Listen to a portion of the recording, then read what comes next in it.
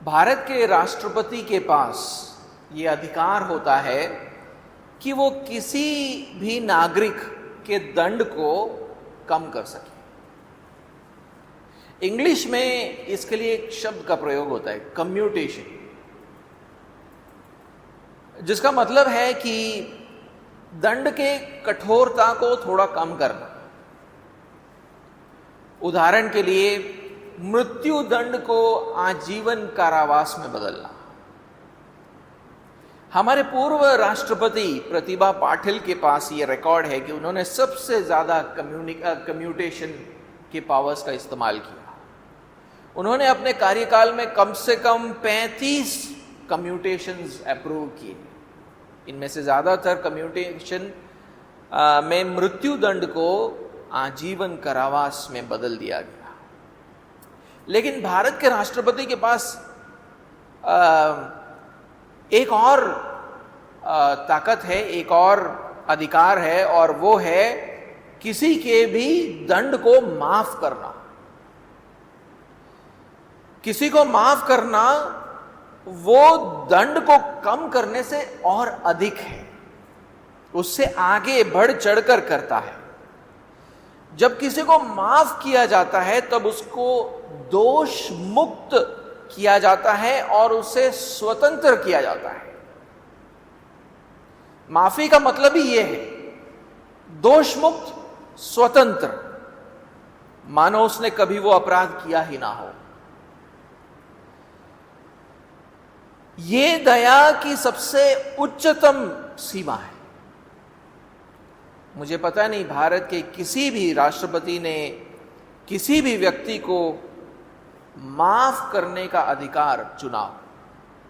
मैंने ढूंढने का प्रयास किया लेकिन मुझे नहीं मिला कोई उदाहरण जहां पर किसी राष्ट्रपति ने किसी दंड को माफ किया हो। कम किया गया है लेकिन माफ नहीं किया गया है। अगर हो सकता है तो आप मुझे जरूर बताना। लेकिन परमेश्वर ने पापियों को माफ किया, और यहां बैठे हर व्यक्ति के लिए यह बहुत अच्छी खबर है, क्योंकि हम सब ने पाप किया है। हम सब परमेश्वर के दंड के योग्य हैं, लेकिन यीशु मसीह के द्वारा परमेश्वर हमें माफी पाने का मौका प्रदान करते हैं। आज का बाइबल खंड एक ऐसे दोषी व्यक्ति की बात करता है जिसको रोमी अधिकारियों ने माफ किया था और उसको स्वतंत्र करने के लिए निर्दोष यीशु को त्याग दिया गया था। यह इस बात को दर्शाता है कि आत्मिक दुनिया में क्या हो रहा था, कि हमें स्वतंत्र करने के लिए परमेश्वर ने अपने ही पुत्र को त्याग दिया। आए मैं पवित्र शास्त्र के उस खंड को पढ़ूं जिसको लूका के सुसमाचार से लिया गया है। लूका का 23वां अध्याय और उसका 13वें आयत से 25वां आयत। लूका 23वां अध्याय 13वें आयत से 25वां आयत। पिलातुस ने प्रधान याजकों और सरदारों और लोगों को बुलाकर उनसे कहा, तुम इस मनुष्य को लोगों का बहकाने वाला ठहराकर मेरे पास लाए हो, और देखो मैंने तुम्हारे सामने उसकी जांच की, पर जिन बातों का तुम उस पर दोष लगाते हो उन बातों के विषय में मैंने उसमें कुछ भी दोष नहीं पाया है। न हेरोदेस ने, क्योंकि उसने उसे हमारे पास लौटा दिया है, और देखो उससे ऐसा कुछ नहीं हुआ कि वह मृत्यु के दंड के योग्य ठहराया जाए, इसलिए मैं उसे पिटवा कर छोड़ देता हूं। 18वें आयत से मैं पढ़ूंगा। तब सब मिलकर चिल्ला उठे, इसका काम तमाम कर और हमारे लिए बरअब्बा को छोड़ दे। वह किसी बलवे के कारण जो नगर में हुआ था और हत्या के कारण बंदीगृह में डाला गया था। पर पिलातुस ने यीशु को छोड़ने की इच्छा से लोगों को फिर समझाया, परंतु उन्होंने चिल्ला चिल्लाकर कहा, उसे क्रूश पर चढ़ा, क्रूश पर। उसने तीसरी बार उनसे कहा, क्यों? उसने कौन सी बुराई की है? मैंने उसमें मृत्यु के दंड के योग्य कोई बात नहीं पाई, इसलिए मैं उसे पिटवा कर छोड़ देता हूं। परंतु वे चिल्ला चिल्ला कर पीछे पड़ गए कि वह क्रूस पर चढ़ाया जाए, और उनका चिल्लाना प्रबल हुआ। अतः पिलातुस ने आज्ञा दी कि उनकी विनती के अनुसार किया जाए। उसने उस मनुष्य को जो बलवे और हत्या के कारण बंदीगृह में डाला गया था और जिसे वे मांगते थे, छोड़ दिया और यीशु को उनकी इच्छा के अनुसार सौंप दिया। आज के इस प्रचार का पहला बिंदु है, पापी मनुष्य परमेश्वर के दंड के योग्य है। पापी मनुष्य परमेश्वर के दंड के योग्य है। इस खंड के बीच में लूका हमारा पहचान बरबा नामक एक कैदी से कराता है। आए हम पढ़कर देखें 19वें आयत में कि लूका उसके बारे में क्या कहता है। लिखता है, वह किसी बलवे के कारण जो नगर में हुआ था और हत्या के कारण बंदी गृह में डाला गया था।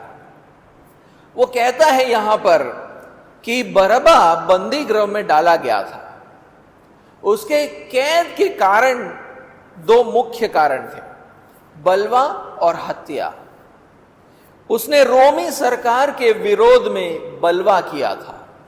यहूदियों को इस बात से बहुत घृणा होती थी कि वो गैर विश्वासी उन पर राज्य कर रहे हैं, इसलिए उनको रोमियों को कर देना बिल्कुल पसंद नहीं था। इसलिए वो अक्सर रोमी सरकार के विरोध में दंगे करते थे, करवाते थे, और बरबा ने ऐसे ही एक दंगे में भाग लिया था और उस दंगे के दौरान उसने किसी की हत्या भी कर दी, इसलिए उसको बंदी गृह में डाला गया था। मत्ती का सुसमाचार कहता है कि वो एक बदनाम बंदी था। मत्ती का 27वां अध्याय 16वां आयत। यूहन्ना का सुसमाचार कहता है कि बरबा एक डाकू भी था। यूहन्ना 18वां अध्याय 40वां आयत। लेकिन डाकू शब्द उन बलवइयों के लिए भी इस्तेमाल किया जाता था जो रोमी सरकार के विरोध में दंगे करते थे। शायद वो दंगों के साथ लूटपाट भी करता था, इसलिए उनको डाकू भी कहा जाता था। तो बरबा एक बलवाई, एक दंगाई, एक डाकू, एक हत्यारा, एक बदनाम बंदी था। संक्षिप्त में बोले तो व्यवस्था को तोड़ने वाला, उनमें से तोड़ने वालों में सबसे एक बेहतरीन उदाहरण, व्यवस्था को तोड़ने वालों का जो है सबसे बेहतरीन उदाहरण। हम ये कह सकते हैं कि ये व्यक्ति के ऊपर भी शायद मृत्यु दंड की घोषणा हुई थी। शायद उसको भी उस दिन क्रूस पर मारने वाले थे, क्योंकि मत्ती का सुसमाचार और मरकुस का सुसमाचार हमें बताता है कि उस दिन यीशु के साथ दो और डाकुओं को क्रूस पर मारा गया था। तो बरबा भी एक डाकू था, उसको नहीं मारा गया। ये दूसरे दो डाकू थे, उनको यीशु मसीह के दोनों तरफ उनको मार दिया गया था। तो शायद ये व्यक्ति भी शायद उसको क्रूस पर चढ़ाने वाले थे। इसलिए आप देखते हो कि यहूदी भीड़ रोमी हाकिम से कहते हैं कि उसको छोड़ दे और यीशु मसीह को क्रूस पर चढ़ा दे। हम देखते हैं कि लूका वहां पर 18वें आयत में क्या कहता है, तब सब मिलकर चिल्ला उठे, इसका काम तमाम कर, यानी यीशु मसीह का काम तमाम कर और हमारे लिए बरबा को छोड़ दे। वो चाहते थे कि यीशु को क्रूस पर चढ़ा दिया जाए, लेकिन उनके राष्ट्रीय हीरो बरअब्बा को छोड़ दिया जाए। उन दिनों में एक रीति ये थी कि फसह के पर्व पर रोमी हाकिम यहूदियों के इच्छा के अनुसार एक बंदी को छोड़ देते थे। इसलिए भीड़ ने पिलातुस से बोला कि वो उस रीति का ही पालन करे, और पिलातुस ने यीशु को छोड़ने के लिए इस मौके का इस्तेमाल किया। पिलातुस को लगा कि इसको क्यों छोड़ो, बरअब्बा को क्यों छोड़ो, इससे बेहतर है कि मैं यीशु को छोड़ देता हूं। लेकिन प्रधान याजकों के उकसाने के कारण भीड़ ने बरअब्बा को छोड़ने की मांग रखी। मैं चाहता हूं कि आप उसको पढ़ें मरकोस के 15वें अध्याय में, मरकोस का 15वां अध्याय और उसका 6वें आयत से 11वां आयत। मरकोस का 15वां अध्याय 6वें आयत से 11वां आयत। पिलातुस उस पर्व में किसी एक बंदी को जिसे वे चाहते थे उनके लिए छोड़ दिया करता था। बरअब्बा नाम का एक मनुष्य उन बलवइयों के साथ बंदी था जिन्होंने बलवे में हत्या की थी, और भीड़ ऊपर जाकर उससे विनती करने लगी कि जैसा तू हमारे लिए करता आया है वैसा ही कर। पिलातुस ने उनको उत्तर दिया, क्या तुम चाहते हो कि मैं तुम्हारे लिए यहूदियों के राजा को छोड़ दूं? क्योंकि वह जानता था कि प्रधान याजकों ने उसे ढां से पकड़वाया था। परंतु प्रधान याजकों ने लोगों को उभारा कि वह बरअब्बा ही को उनके लिए छोड़ दे, और पिलातुस ने भीड़ के दबाव में आकर उनके बातों को मान भी लिया। वहीं पर 15वें आयत को भी पढ़े। तब पिलातुस ने भीड़ को प्रसन्न करने की इच्छा से बरअब्बा को उनके लिए छोड़ दिया और यीशु को कोड़े लगवाकर सौंप दिया कि क्रूस पर चढ़ाया जाए। किसी व्यक्ति को क्रूस पर चढ़ाने से पहले मुझे लगता है कि 39 बार उसको कोड़ों से मारा जाता है। बड़ा ही दर्दनाक एक इवेंट होता है वो। कीलों से लैस इस चाबुक से मार मार कर उसकी चमड़ी उथेड़ कर इतना लहू बह जाता है और फिर उसको क्रूस पर टांगा जाता है।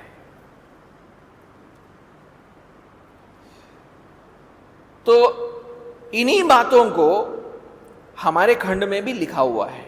लूका का 23वां अध्याय और उसका 23 से 25 को पढ़े। हमारी आयतों में वापस आएंगे। लूका का 23वां अध्याय और उसका 23 से 25 में देखिए क्या लिखा है। परंतु वे चिल्ला चिल्ला कर पीछे पड़ गए कि वो क्रूस पर चढ़ाया जाए, और उनका चिल्लाना प्रबल हुआ। अतः पिलातुस ने आज्ञा दी कि उनकी विनती के अनुसार किया जाए। उसने उस मनुष्य को जो बलवे और हत्या के कारण बंदीगृह में डाला गया था और जिसे वे मांगते थे छोड़ दिया, और यीशु को उनकी इच्छा के अनुसार सौंप दिया। ये जो घटना गुड फ्राइडे पर हुआ था वो आत्मिक बातों की एक वास्तविक प्रस्तुति है। फिर से कहता हूं, ये जो घटना गुड फ्राइडे पर हुआ था वो आत्मिक बातों की एक वास्तविक प्रस्तुति है। बरअब्बा व्यवस्था को तोड़ने वाला व्यक्ति था और इसलिए दंड के योग्य था। इसी तरह हर मनुष्य व्यवस्था को तोड़ने वाला एक व्यक्ति होता है और इसलिए हर मनुष्य दंड के योग्य ठहरता है। बरअब्बा ने रोमी सरकार के व्यवस्था को तोड़ा था, उनके खिलाफ बलवा किया था और इसलिए क्रूस के दंड का सामना कर रहा था। इसी तरह हर मनुष्य परमेश्वर के व्यवस्था को तोड़ता है और परमेश्वर के प्रति बलवा करता है और इसलिए वो परमेश्वर के दंड के योग्य ठहरता है। आप देख रहे कंपैरिजन। बाइबल कहता है कि पाप का वेतन मृत्यु है। रोमियो का 6वां अध्याय एक बार पढ़े। रोमियो का 6वां अध्याय और उसका 23वें आयत का पहला भाग। रोमियो का 6वां अध्याय 23वें आयत का पहला भाग लिखा है, क्योंकि पाप की मजदूरी अथवा वेतन तो मृत्यु है। ऐसा करके वहां पर लिखा है। इसका मतलब है कि मृत्यु पाप का परिणाम है और मृत्यु के बाद हम हमेशा के लिए नरक में परमेश्वर के क्रोध का अनुभव करेंगे। मैं चाहता हूं कि आप उसके लिए एफेसियों का 2 अध्याय और उसके 3 आयत को एक बार पढ़ें। 2 अध्याय 3 आयत। पौलुस यहां पर विश्वासियों की जो परिस्थिति थी जब वो विश्वासी नहीं थे तब की बात कर रहा है। इनमें हम भी सबके सब पहले अपने शरीर की लालसाओं में दिन बिताते थे और शरीर और मन की इच्छाएं पूरी करते थे और अन्य लोगों के समान स्वभाव ही से क्रोध के संतान थे। लिखा है कि पापी मनुष्य जो अपनी शरीर की लालसाओं के लिए जीता है, शरीर और मन की इच्छाओं पर चलता है, वो क्रोध की संतान है, यानी वो परमेश्वर के क्रोध के योग्य है। 5वां अध्याय और 5वां और 6वां आयत भी पढ़े। 5वां अध्याय 5वां और 6वां आयत। क्योंकि तुम ये जानते हो कि किसी व्यभिचारी या अशुद्ध जन या लोभी मनुष्य की जो मूर्ति पूजक के बराबर है मसीह और परमेश्वर के राज्य में मिरास नहीं। कोई तुम्हें व्यर्थ बातों से धोखा ना दे, क्योंकि इन्हीं कामों के कारण परमेश्वर का क्रोध आज्ञा न मानने वालों पर भड़कता है। परमेश्वर का क्रोध व्यभिचारियों पर, अशुद्ध जन पर, लोभी मनुष्यों पर भड़कता है। कोई भी मनुष्य इस दंड से छूट नहीं सकता है, इसके अलावा कि परमेश्वर उसे माफ करे। कोई मनुष्य मृत्यु से नहीं छूट सकता, कोई मनुष्य परमेश्वर के आने वाले क्रोध से नहीं बच सकता। एक ही तरीका है, परमेश्वर उसको माफ करे। लेकिन परमेश्वर पापियों को कैसे माफ करे? क्योंकि परमेश्वर अगर पापियों को माफ करता है तो क्या वो अन्याय नहीं होगा? पापियों को माफ करने का मतलब है कि आपने न्याय नहीं किया, आपने न्याय किए बिना ही उसे माफ कर दिया, तो वो अन्याय हो गया। और ये बात मुझे आज के दूसरे बिंदु पर ले आता है। परमेश्वर मसीह यीशु में पापियों को माफ करता है। अब वो वहां पर जो मसीह यीशु में है वो उस पर ध्यान दीजिएगा। परमेश्वर मसीह यीशु में पापियों को माफ करता है। हमारे इस खंड की शुरुआत में पिलातुस यरूशलेम के धार्मिक अगुओं और लोगों को अपने पास बुलाता है, क्योंकि इन्हीं लोगों ने यीशु को पकड़कर पिलातुस के सामने लेकर आए थे और यीशु के खिलाफ काफी गंभीर आरोपों को लगाया। उनका आरोप यह था कि वो लोगों को बहकाता है, रोमी सरकार के खिलाफ बहकाता है। यह वही आरोप है जो बरअब्बा पर लगा था, लेकिन वो बरअब्बा को छुड़ाना चाहते थे और यीशु को क्रूस पर चढ़ाना चाहते थे। यह उनका कपट था। यानी एक लोगों के बहकाने वाले एक व्यक्ति को वो क्रूस पर चढ़ाना चाहते थे और दूसरा एक व्यक्ति जो वही कर रहा है उसको वो छुड़ाना चाहते थे। तो कैसा कपट था इन लोगों का। इन लोगों ने पिलातुस से कहा कि यीशु लोगों को सम्राट कैसर को कर देने से मना करता है और खुद राजा होने का दावा करता है। लेकिन पिलातुस कहता है कि उसने यीशु को इन बातों में दोषी नहीं पाया है। आप पढ़कर देखें, हमारे अध्याय में वापस आए, लूका के 23वें अध्याय उसके 13वें और 14वें आयत को पढ़े। 13वें और 14वें आयत को। पिलातुस ने प्रधान याजकों और सरदारों और लोगों को बुलाकर उनसे कहा, तुम इस मनुष्य को लोगों का बहकाने वाला ठहराकर मेरे पास लाए हो और देखो मैंने तुम्हारे सामने उसकी जांच की, पर जिन बातों का तुम उस पर दोष लगाते हो उन बातों के विषय में मैंने उसमें कुछ भी दोष नहीं पाया है। यह पहली बार नहीं हो रहा है कि पिलातुस यीशु को दोष मुक्त घोषित करता है।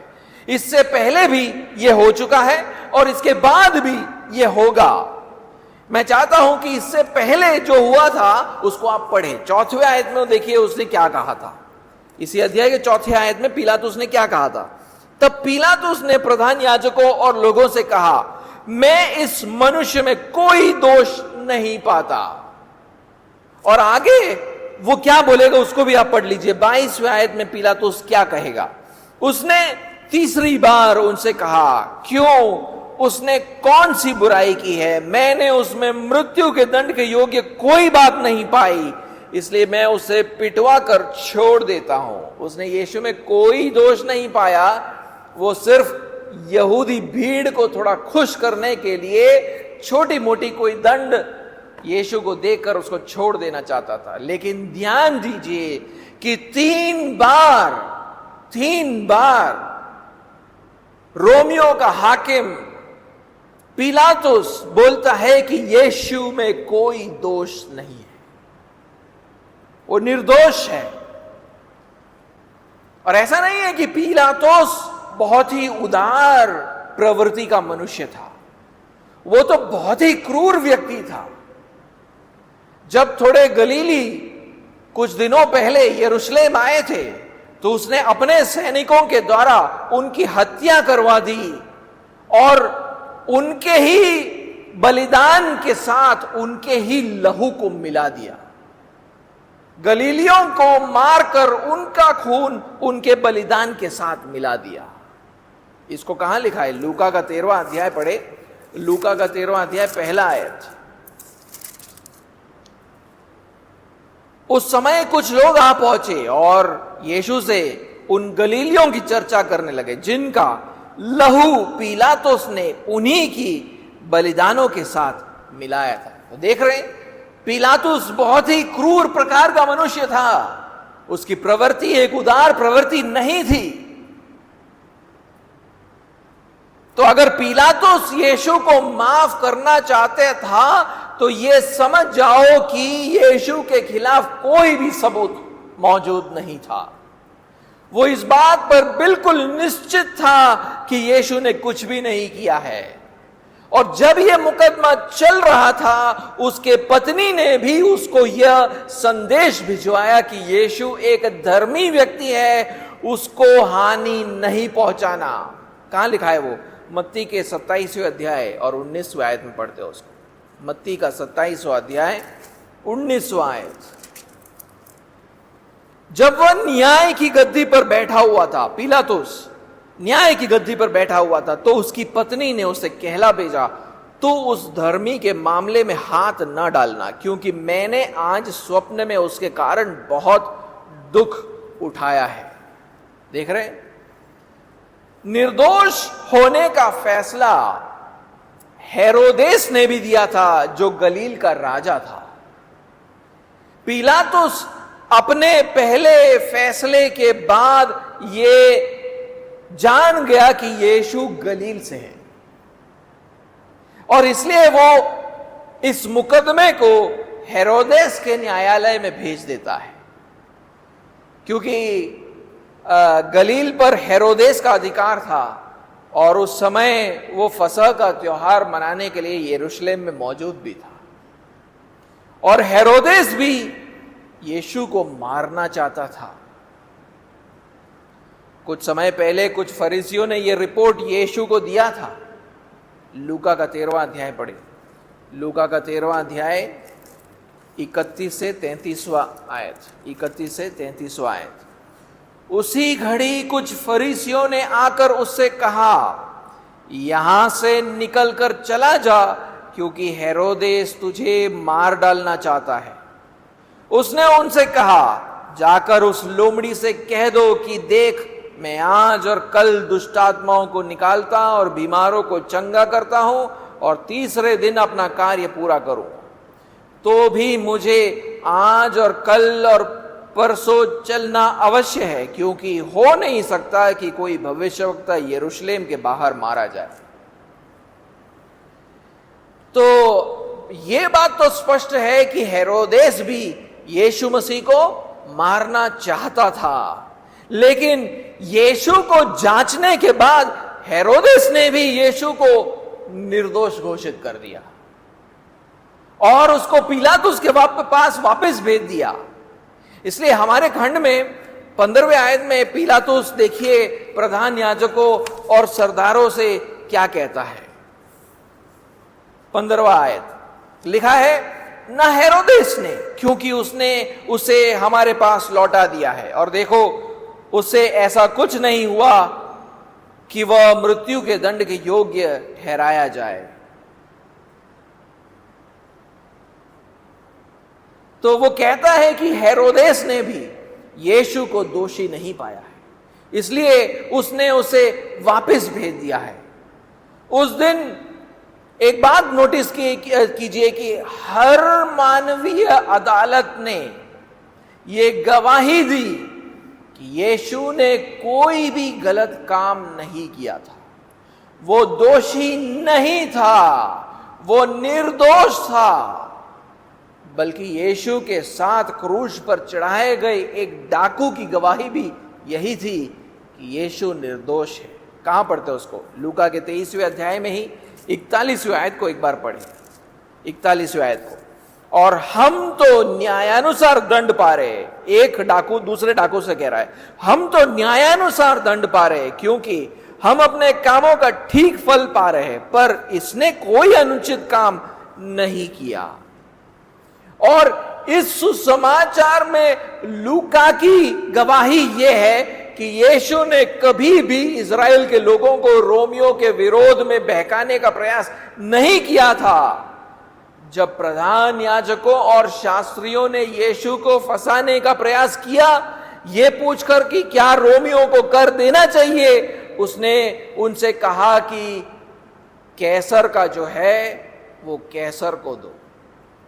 एक बार पढ़कर देखें, लूका का 20वां अध्याय 19 से 26, लूका का 20वां अध्याय और उसका 19 से 26। उसी घड़ी शास्त्रियों और प्रधान याजकों ने उसे पकड़ना चाहा, क्योंकि वे समझ गए थे कि उसने हम पर यह दृष्टांत कहा, परंतु वे लोगों से डरे और वे उसकी ताक में लगे और भेदिए भेजे कि धर्म का भेष धरकर उसकी कोई ना कोई बात पकड़े, ताकि उसे हाकिम के हाथ और अधिकार में सौंप दे। उन्होंने उससे यह पूछा, हे गुरु, हम जानते हैं कि तू ठीक कहता और सिखाता भी है और किसी का पक्षपात नहीं करता, वरन परमेश्वर का मार्ग सच्चाई से बताता है।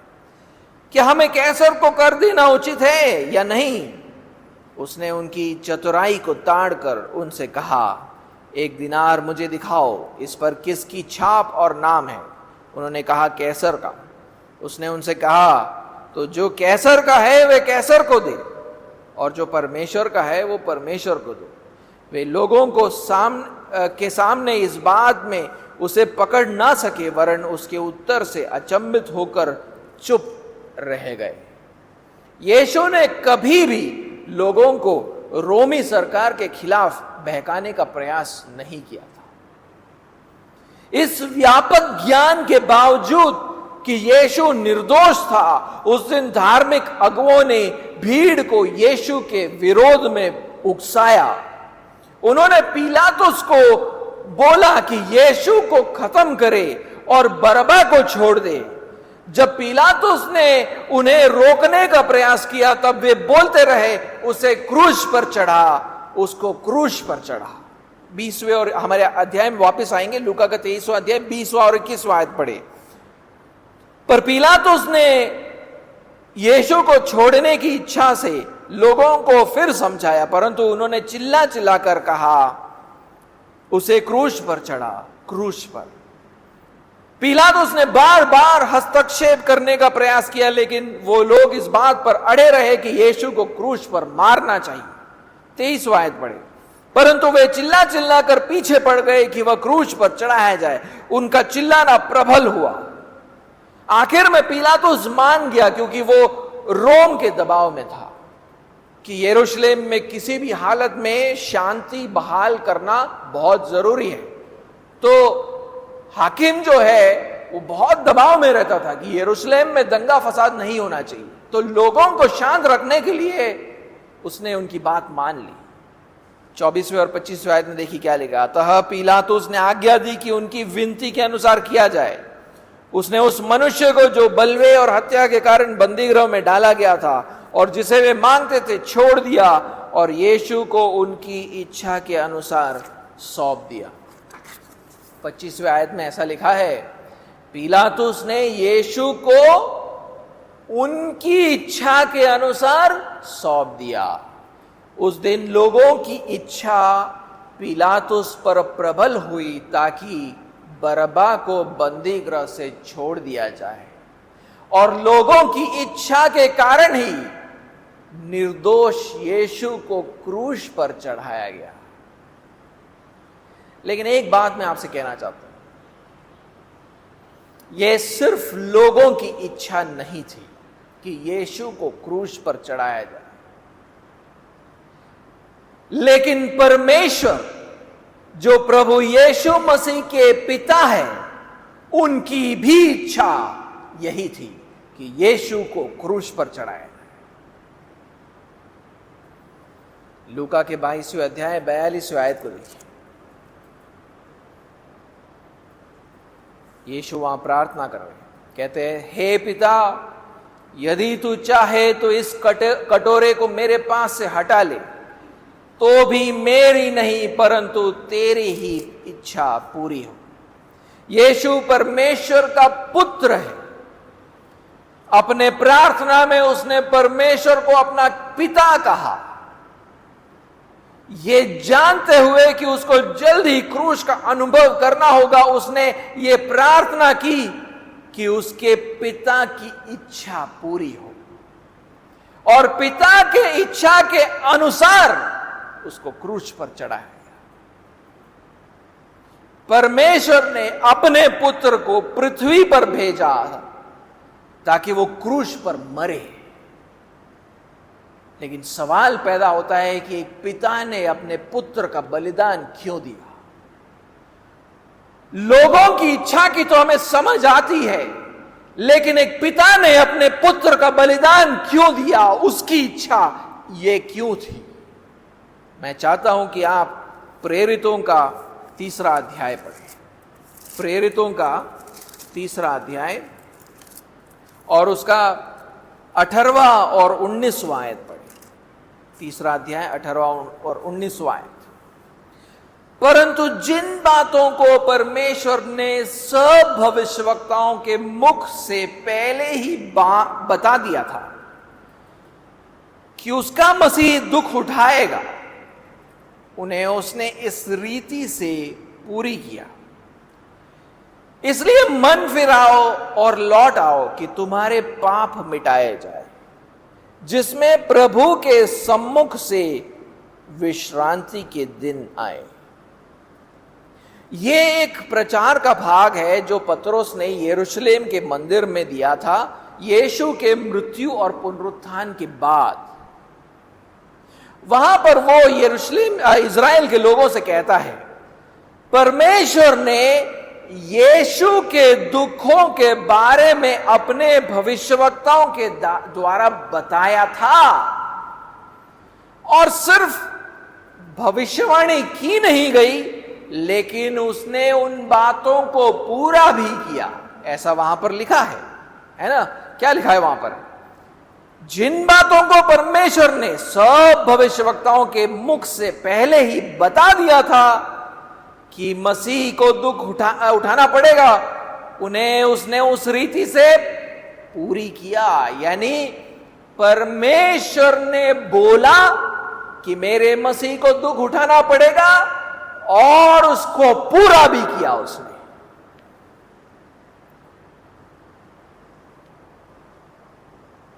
ऐसा एक भविष्यवाणी मैं आपको अभी ले जाना चाहूंगा। हम पढ़ेंगे यशायाह भविष्यवक्ता को, उसके 53वें अध्याय के 6वें आयत को हम पढ़ेंगे। यशायाह 53वां आयत,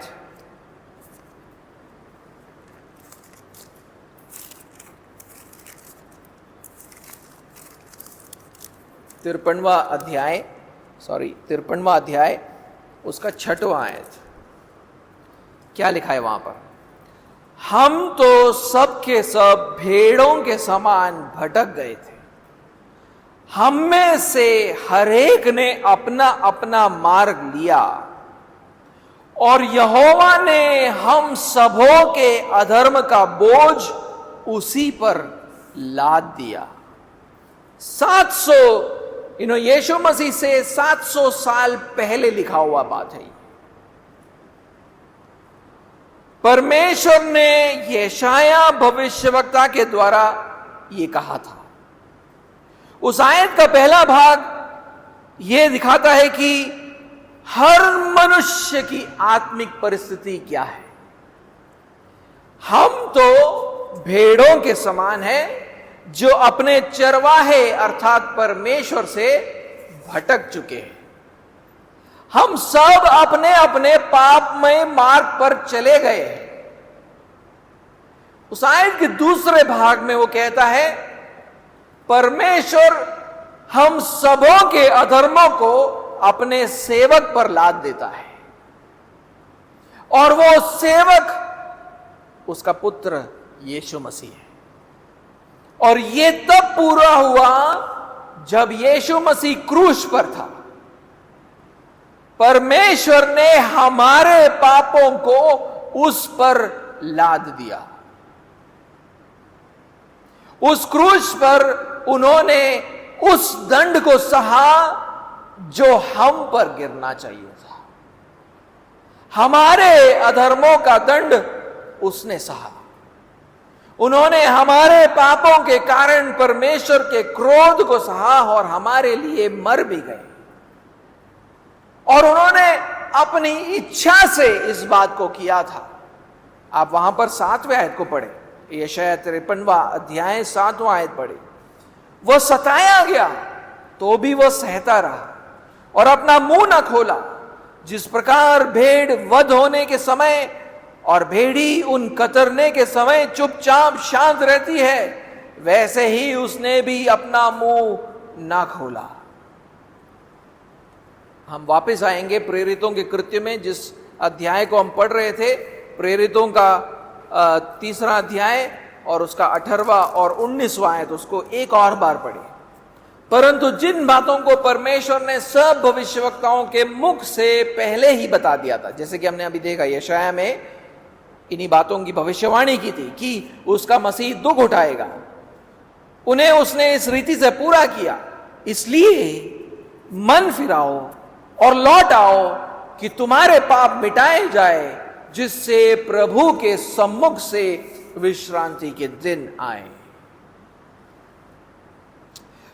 क्योंकि परमेश्वर ने भविष्यवक्ताओं के द्वारा जो कहा था उसको पूरा किया है, उसलिए पतरस इज़राइल के लोगों से कहता है, मन फिराओ और लौट आओ।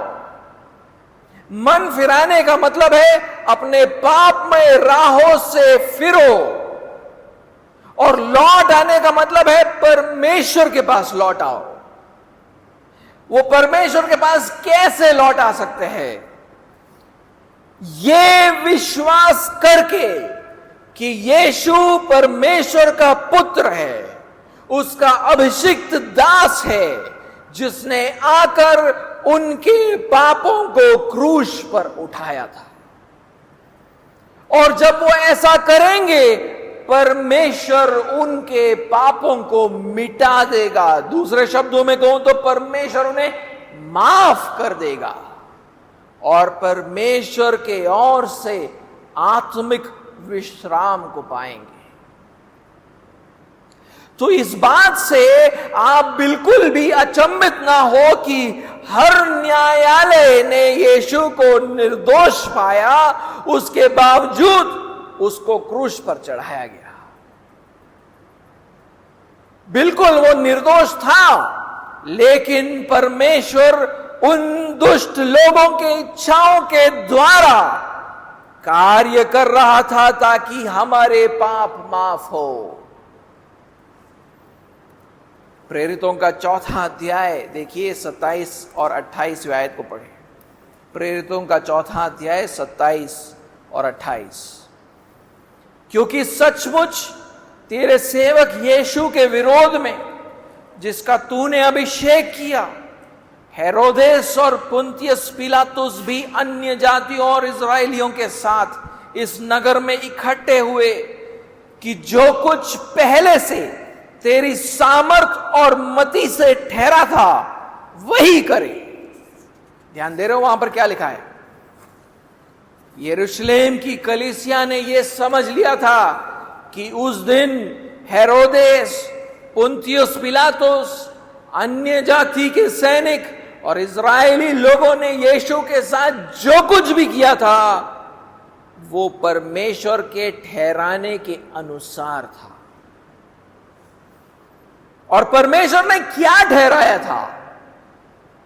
परमेश्वर ने यह ठहराया था कि वो यीशु मसीह के द्वारा वो हमारे पापों को माफ करेगा और हमें अपना संतान बनाएगा। मैं चाहता हूं कि आप एफेसियों का 1 अध्याय और 4 आयत पढ़ें। एफेसियों का 1 अध्याय 5 आयत पढ़ें। और अपनी इच्छा के भले अभिप्राय के अनुसार, यानी परमेश्वर ने अपनी इच्छा के भले अभिप्राय के अनुसार हमें अपने लिए पहले से ठहराया कि यीशु मसीह के द्वारा, उसके बलिदान के द्वारा हम उसके ले पालक पुत्र हो। लेकिन हमने एक सवाल किया था, परमेश्वर पापियों को माफ करके हमें अपना संतान कैसे बना सकता है? क्योंकि वो तो अन्याय होगा अगर वो पापियों को दंड ना दे तो। परमेश्वर ने न्याय इस तरह किया, उसने अपने ही पुत्र यीशु मसीह को हमारा दंड उठाने के लिए भेजा। उसने हमारे पापों को अदंडित नहीं छोड़ा। यीशु ने क्रूस पर हमारे दंड को सहा। और परमेश्वर ऐसा इसलिए करता है ताकि हमें दया प्राप्त हो, ताकि हमें माफी मिल पाए। उस गुड फ्राइडे पर परमेश्वर की दया और परमेश्वर का न्याय यीशु के क्रूस पर मिले। उसने अपने चुने हुए लोगों को दया भी दिया और उनके पापों का दंड यीशु मसीह को दिया। उसकी दया और उसका न्याय दोनों मिलते हैं क्रूस के ऊपर। परमेश्वर का संतान बनने के लिए आपको क्या करना है? एक ही काम करना है, अपने पापमय राहों से मुड़ो और ये विश्वास करो कि यीशु जो परमेश्वर का पुत्र है वो इस पृथ्वी पर आया था। क्रूस पर उसने हमारे दंड को सहा ताकि हमें माफी मिले। इस बात पर विश्वास करना होगा, तब हम परमेश्वर के संतान बनते हैं। और अगर हम ऐसा करते हैं, विश्वास करते हैं, तो हम बरअब्बा के समान दया का अनुभव करेंगे। यीशु को क्रूस पर त्यागा गया ताकि उसको माफी मिले। बरअब्बा का अर्थ है अब्बा का पुत्र अथवा पिता का पुत्र। परमेश्वर ने यह ठहराया था कि हमें अपना पुत्र और पुत्री बनाने के लिए वो अपने ही पुत्र को त्याग देगा ताकि उसको क्रूस पर चढ़ाया जाए, ताकि उसके पुत्र पर विश्वास करने के द्वारा हम उसके पुत्र और पुत्री बन जाए। यही गुड फ्राइडे का संदेश है।